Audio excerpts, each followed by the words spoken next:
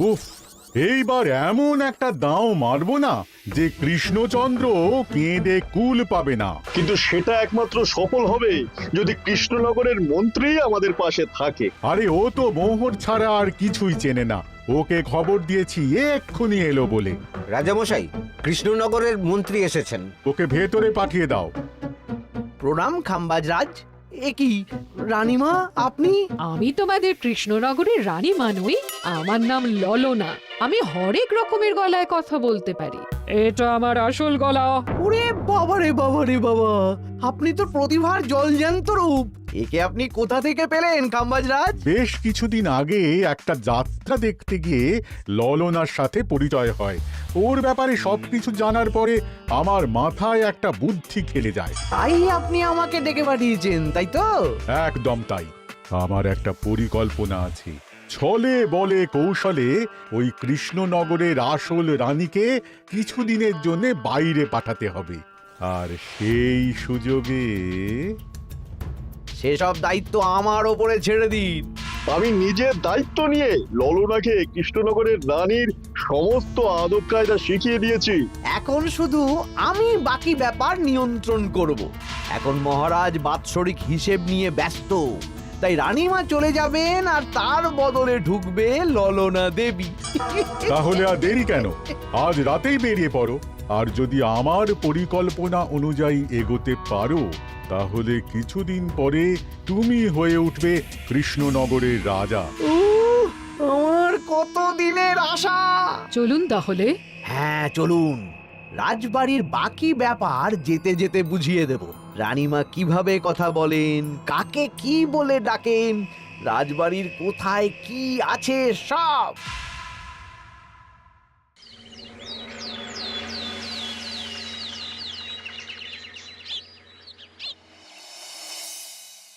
কি গো গিন্নি, জ্বরটা নেমেছে?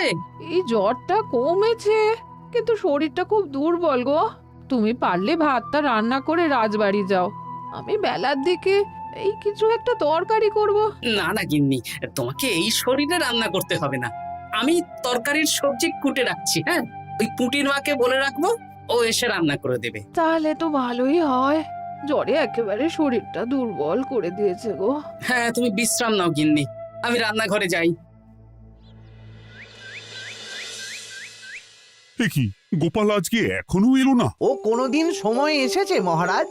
ওকে তাড়িয়ে আপনি একটা কাককে রাজসভায় রাখলেও সে সময়ে আসবে। না, আসলে গোপালের গিন্নির খুব জ্বর, আমি দেখে এসেছি। তাই হয়তো ওর গিন্নির সেবা শুশ্রূষা করতে গিয়ে গোপালের দেরি হচ্ছে। তোমাকে আর গোপালের হয়ে কাসুন্দি গাইতে হবে না। এই তোমরা থামো তো। একটু দেরি হয়ে গেল মহারাজ। আসলে গিন্নির খুব জ্বর, তাই কিছুটা রান্না করে এলাম। আচ্ছা আচ্ছা আচ্ছা, তা এখন তোমার গিন্নির শরীর কেমন আছে? আগের থেকে ভালো আছে মহারাজ। জ্বরটা কমেছে, কিন্তু শরীর খুব দুর্বল। বেশ বেশ, একটু যত্নআত্তি করো। যাই হোক, আজকে সারা বছরের খরচের হিসেব আর আগামী অর্থনৈতিক বছরের প্রকল্প নিয়ে আলোচনা হবে। আলোচনা শুরু করা হোক।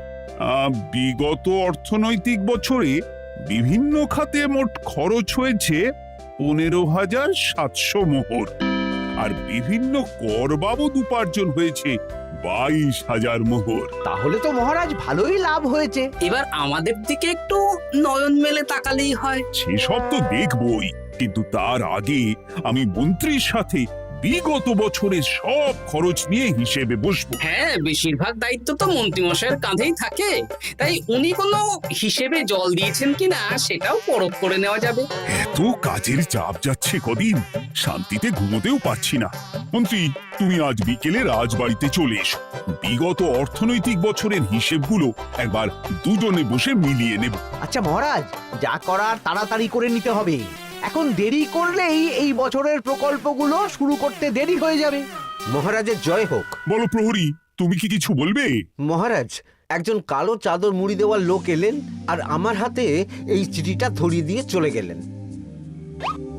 এই গরমে চাদর মুড়ি? অদ্ভুত লোকটা। কি রে বাবা? সর্বনাশ! কি হলো? তোমাদের রানীমার জ্যাঠামশাই খুব অসুস্থ, তাই পরিবারের সবার সাথে দেখা করতে চান। ও মা গো, আজ সভা এখানেই শেষ। এইবার শুরু হবে আসল খেলা। কি বলছেন মহারাজ? হ্যাঁ রানী, আমাকে এক্ষুনি জ্যাঠামশাইয়ের কাছে যাওয়ার বন্দোবস্ত করে দিন মহারাজ। কিন্তু রানী, তোমার জ্যাঠামশাইয়ের বাড়ি কৃষ্ণনগর থেকে ঘোড়ার গাড়িতে গেলেও তো 1.5 দিন সময় লেগে যাবে। এদিকে আমার এত কাজের চাপ। আপনি বরং কয়েকদিন পরে আসুন, আমাকে এক্ষুনি যেতে হবে মহারাজ। বেশ বেশ, আমি তোমার যাওয়ার ব্যবস্থা করছি। সাবধানে যেও রানী, আমি 2-3 দিনের মধ্যেই আসছি।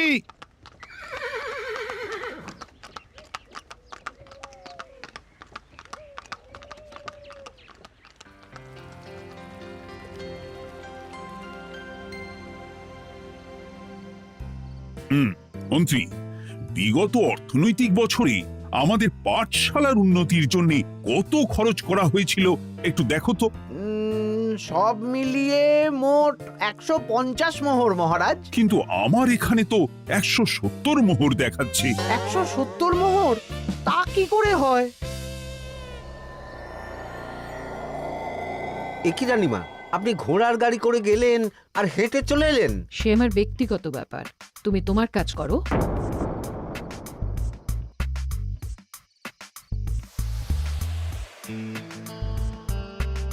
এ কি রানী, তুমি চলে এলে? আমার শরীরটা খুব একটা ভালো লাগছে না মহারাজ, পেটটা কামড়াচ্ছে।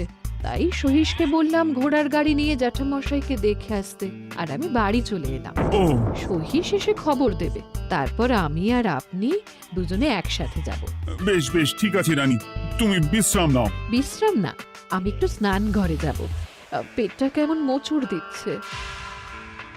মহারাজ কিছুই বুঝতে পারেনি, মজা জমবে।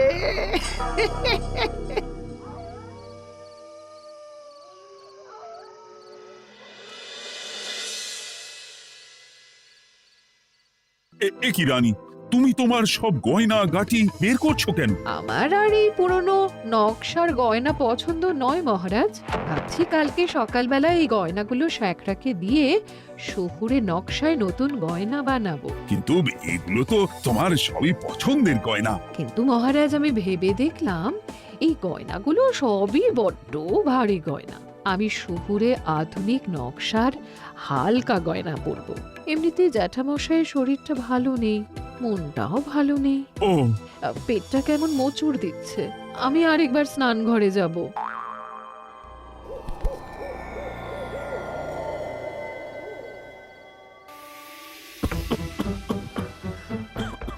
ওই তো মন্ত্রী মশাই এসেছে।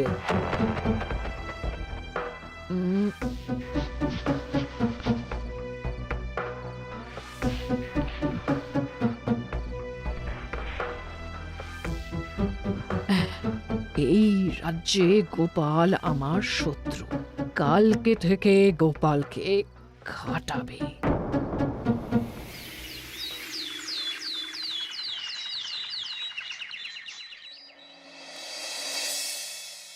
হায় হায় হায়, কি হলো রানী, কি হলো? গতকাল রাতে আমার সমস্ত গয়না চুরি হয়ে গেছে। হ্যাঁ? বলো কি প্রহরী? বলুন মহারাজ। গতকাল রাতে রানীর সব গয়না চুরি হয়ে গেছে। তুমি আরেকজনকে নিয়ে এক্ষুনি খোঁজ করা শুরু করো। যথাজ্ঞা মহারাজ।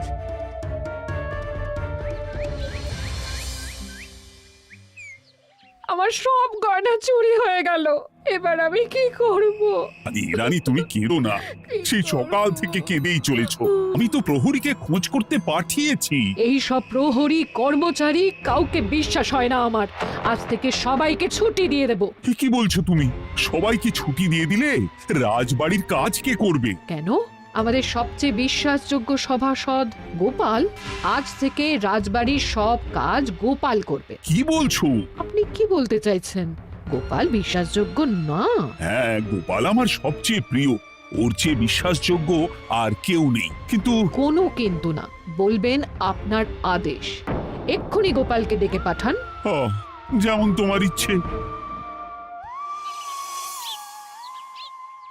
গোপাল, গতকাল রাতে রানী সব গয়না চুরি হয়ে গেছে, তাও আবার ঘরের ভেতর থেকে। আমি চাই তোমার মতো বিশ্বাসযোগ্য লোকই রাজবাড়ির সমস্ত কাজ করুক।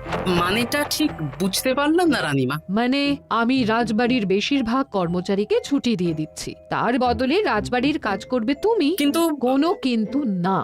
রাজসভার ভাড়ামো অনেক হয়েছে, এবার থেকে তোমার কাজ বাসন মাজা, ঘর মোছা, কাপড় কাচা, পুরো রাজবাড়ি ঝাঁট দিয়ে পরিষ্কার করা। এই সেরেছি।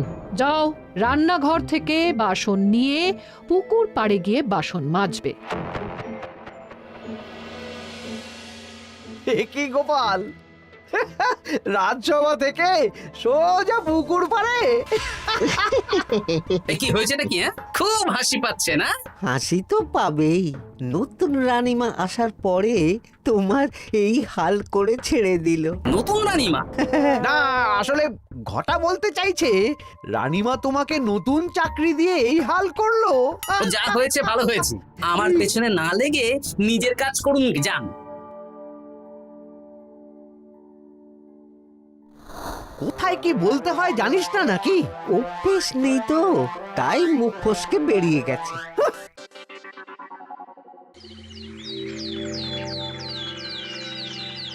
রাজ্যে চোরের উপদ্রব বেড়ে গেছে, তাই আমরা কিভাবে চোরের উপদ্রব কমানো যায় সেই নিয়ে আজকে একটা আলোচনা করব। কিন্তু মহারাজ, রাজসভায় এখনো তো সবাই আসেনি। এই তো এসে গেছি। ওই রাজবাড়ির জামা কাপড় কাচ্ছিলাম। এ কি, গোপাল এখন রাজবাড়ির জামা কাপড় কাচে? হ্যাঁ, সেসব করতে গিয়ে আমার নিজের জামা কাপড়ই ভিজে গেল, তাই বদলে এলাম। মহারাজ, রানীমা ঘোড়ার গাড়ি করে এসেছেন। মানেটা কি? রানী তো রাজবাড়িতেই আছে। হে কি মহারাজ, আমি প্রহরীদের কাছে শুনলাম আমার মতন দেখতে কেউ রাজবাড়িতে উড়ে এসে জুড়ে বসেছে। মানে তুমি তো আগেই চলে এলে। কি কাণ্ড! এই কে? শুনলাম আমার মতন দেখতে কেউ এসেছে। ও আচ্ছা, আপনি। তা কি চাই আপনার? বোঝো কাণ্ড, একরকম দেখতে একরকম গলা, এ বলে আমি আসল, ও বলে আমি। হয় হয় হয়, আসল নকল বোঝাই দায়। একটা নয়, দুটো রানী। আমার জ্যাঠামশাই একদম সুস্থ। এই মহিলা নিশ্চয়ই ভুয়ো চিঠি দিয়ে নিজের রাজবাড়িতে ঢোকার সুযোগ খুঁজছিল। একদম বাজে কথা বলবেন না। আপনি কে সত্যি করে বলুন। সমস্যা সমস্যা, ঘোর সমস্যা। আমার কোনো পাণ্ডিত্য দিয়ে বুঝতে পারছি না কে আসল আর কে নকল। আমি আসল, বিশ্বাস করুন। আমি তো এই মাত্র এলাম। না, আপনি নকল, আমি আসল। কিভাবে বুঝবো? আমি বলবো মহারাজ, এই যে এই রানী আসল। হ্যাঁ, কিন্তু মন্ত্রীমশাই, আপনি কি করে বুঝলেন? না মানে এই রানীমা তোমার উপরে এত ভরসা করে রাজবাড়ির কাজ করাচ্ছেন, কাউকে বিশ্বাস করেননি, একমাত্র তোমাকে বিশ্বাস করেছেন। এত ভালোবাসা, এত বিশ্বাস কার থাকতে পারে বলো? মানে গোপাল, তুমি রাজবাড়ির কি কাজ করছো? বাসন মাজা, ঘর মোছা, বাগান পরিষ্কার, অনেক কাজ করছি রানীমা। আপনার সব গয়না চুরি হয়ে গেল, তাই কাউকে বিশ্বাস করা যাবে না বলে ওই রানীমা আমাকে কাজে রাখলেন। এই ওই বন্ধ করে একটা উপায় বের করো। বেশ বেশ, আমি ধরে নিচ্ছি দুজনেই আসল। তাই আপনাদের দুজনকে আমি পরীক্ষা নেব, দেখব কে উত্তীর্ণ হন। তাই নাও। আপনারা দুজনেই তো সেনাপতিকে চেনেন, বলুন তো সেনাপতির আসল নাম কি? সনাতন সেন। আচ্ছা, আপনাদের বাপের বাড়ি কোথায়? বিজয়গড়। দূর গড়গড় করে সবই বলে দিচ্ছে। এভাবে হবে না, অন্য কোনো উপায় ভাবো। বেশ, সেনাপতি তলোয়ার দাও তো। দিচ্ছি। এই নিন, এই তলোয়ার দিয়ে মহারাজকে মেরে ফেলুন। আপনাদের মধ্যে কে মারতে চান বলুন। এসব তুমি কি বলছো গোপাল? মহারাজ আমার পতি পরমেশ্বর, ওনাকে আমি মারতে পারি? আমি স্বপ্নেও ভাবতে পারিনি গোপাল তুমি এই জঘন্য কাজ আমাকে করতে বলবে। আমি নিজের প্রাণের আহুতি দিতে পারি, কিন্তু মহারাজের গায়ে একটা আঁচড়ও দিতে পারবো না। উফ, খাম্বাজরাজ বেছে বেছে এক ধুরন্ধর নারীকে পাঠিয়েছেন, কোনো জবাব নেই। আমি বুঝতে পারছি না মহারাজ, এনাদের হাবভাব, কথাবার্তা, রূপ সবই একরকম। তবে যিনি ঘোড়ার গাড়ি চেপে এখন ফিরলেন, তিনি আসল হলেও হতে পারেন। আমি আসল, বিশ্বাস করুন। বললেই হলো? আসল হলে প্রমাণ করুন। বেশ, আজকে আর মাথায় কিছু আসছে না। আমি কাল আসব। ততক্ষণ আপনারা দুজনে রাজবাড়ির দুটো ঘরে থাকুন। কি ছকমারিতে পড়লাম রে বাবা।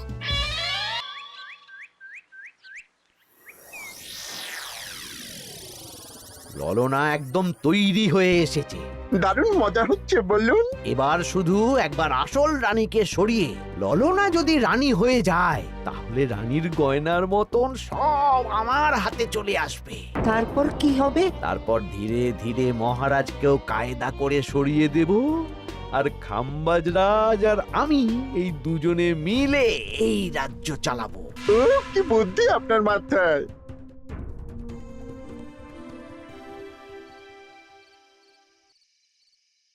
বলছি শোনো না, আমার শাড়িটা একটু ছিঁড়ে গেছে গো। তুমি বাজার থেকে কালকে আমার জন্য একটা শাড়ি নিয়ে আসতে পারবে? হ্যাঁ, আচ্ছা বেশ, নিয়ে আসবো শাড়ি। শাড়ি শাড়ি শাড়ি, এই তো মাথায় বুদ্ধি এসেছে। কাল নয়, আজকেই।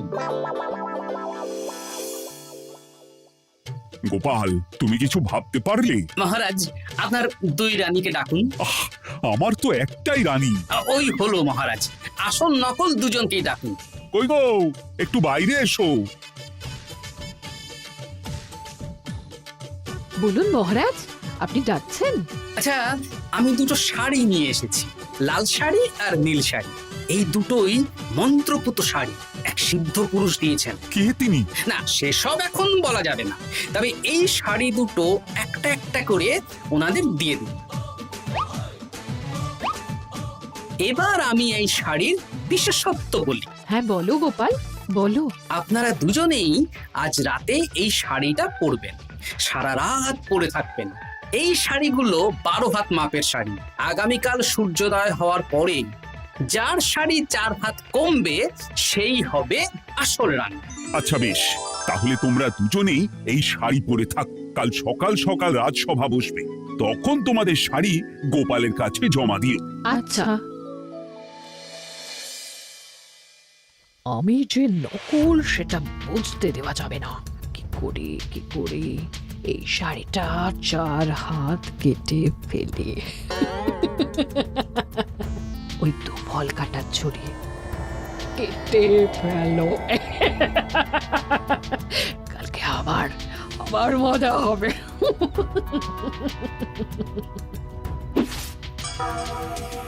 হে ঠাকুর, রক্ষা করো ঠাকুর, আমার শাড়িটা যেন 4 হাত কমে যায়।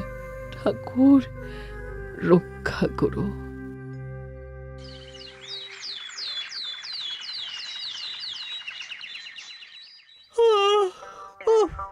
এত সকাল সকাল রাজসভা, দূর, ভালো করে ঘুমটাও হলো না। আমি তো ঘুমোইনি, চিন্তায় ঘুমই আসেনি। কই গো, তোমরা এসো। এই নিন আমার শাড়ি, এবার মেপে দেখুন, এটা 4 হাত কমে গেছে। এই দেখুন মহারাজ, বিশ্বাস করুন আমি আসল, কিন্তু এই শাড়িটা সারা রাত পরে থাকা সত্ত্বেও 4 হাত তো দূর, 4 আঙুলও কমেনি। লাল শাড়িটাই ছোট মনে হচ্ছে। তাহলে তুমি আসল? উফ, বাবা, বাঁচা গেল। আয়, কে আছো? এই নকল রানীকে কারাগারে বন্দি করো। দাঁড়ান মহারাজ, বন্দি করতে হলে যার শাড়ি 4 হাত কমে গেছে তাকে বন্দি করুন। কেন? আমার শাড়ি তো 4 হাত কমে গেছে। শর্ত অনুযায়ী যে আসল তার শাড়ি তো 4 হাত কমবে না, আপনি ধরা পড়ে গেছেন নতুন রানীমা। এগুলো কোনো মন্ত্রপুত শাড়ি নয়, এগুলো আমার পরিকল্পনার প্যাচ। আপনি নিশ্চয়ই নিজেকে আসল প্রমাণ করার জন্য শাড়িটা কেটেছেন। না মানে, না না না, তাহলে কমলো কি করে? না মানে হয়ে গেল। সত্যি গোপাল, তোমার বুদ্ধির জবাব নেই। গোপাল, তুমি আমাকে বাঁচালে। এই যে নতুন রানীমা, চুপ করে কেন? ওকে আমি কারাগারে গিয়ে বেত মারছি, তাহলেই সব বলবে। বল, কে তুই বল।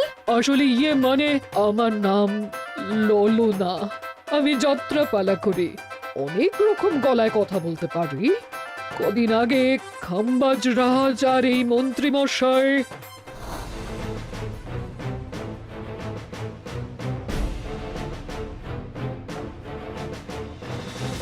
বাহ বাহ বাহ বাহ বাহ, এ তো দেখছি ললনার ছলনা। তা তার মানে রানীমার গয়না? ওগুলো তো সব মন্ত্রীকে দিয়েছি, জানলা দিয়ে কাপড়ে পেঁচিয়ে নামিয়ে দিয়েছি। মন্ত্রী, তোমাকে আমি শুলে চড়াবো। ভুল হয়ে গেছে মহারাজ, আমাকে ক্ষমা করুন। প্রাণে মারবেন না, সব গয়না ফেরত দিয়ে দেবো মহারাজ। তুমি শত্রু রাজ্যের প্ররোচনায় এত বড় ক্ষতি করতে চেয়েছিলে? ক্ষমা করুন মহারাজ, ক্ষমা করুন। সেনাপতি, মন্ত্রীকে 1000 বার বেত্রাঘাত করো। আর এই ললনার কি হবে? আমি অনেক দিন ধরে বাড়িতে একটা কাজ করার লোক খুঁজছি, ওনাকেই পাঠিয়ে দিন। আমার গিন্নি শুয়ে বসে থাকবে আর উনি খাটবেন। নয়, হ্যাঁ, ললনার ছলনা ভেস্তে গেল।